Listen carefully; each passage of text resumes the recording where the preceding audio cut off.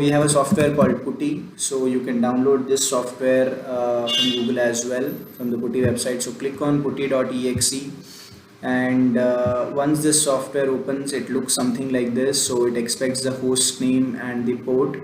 So we are using the SSH type of connection here. So whatever IP I have copied earlier, I'm pasting it here. So you can see that the IP is same 18.221.53.5. So now what you have to do is you have to click on this SSH that is there, and then you have to go for this auth, that is authentication. So it is saying private key file for authentication. So here you have to give that key file which we downloaded, which is a .ppk file. So just browse it. I'll go to my desktop, and this is the key that is there, that is thinkiot.ppk.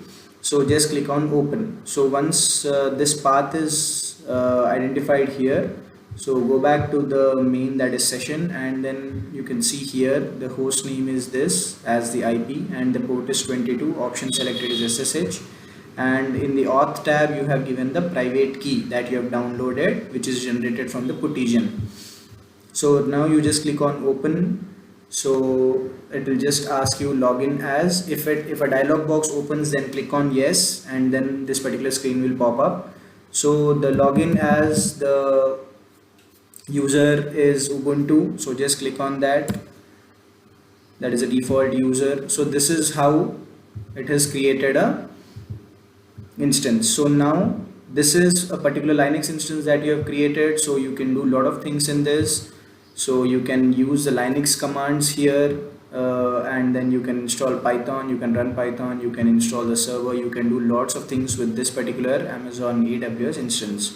So let's say you just type ls, and there are no current folders here. So if you just want to make a particular folder, and I am just saying mkdir test, so then you type ls, and now you can see that there is a folder that is created by the name test. You can create a small Python file, so using a keyword called nano.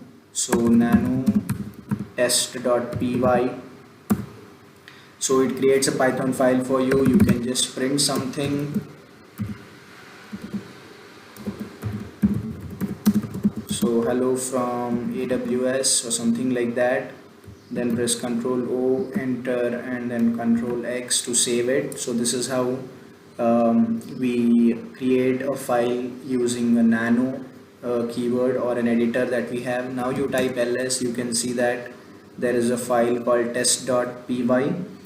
So you can just execute that file using Python space test.py. So it will give you the output. So basically it's saying the command not found. Okay, so I'll be using a Python 3 because Python 3 is installed in it. So yes, so you're getting an output called hello from AWS. So this is how you can launch an instance on the Amazon AWS EC2, and you can install a lot of things in it, and you can run a Apache server, and you can create web pages on this, and you can do lots of interesting stuff. So we'll be posting some of the videos on the Amazon AWS, that is the installations, what you can do and what sort of things that you can install, and keep looking up for those videos in the playlist. Thank you.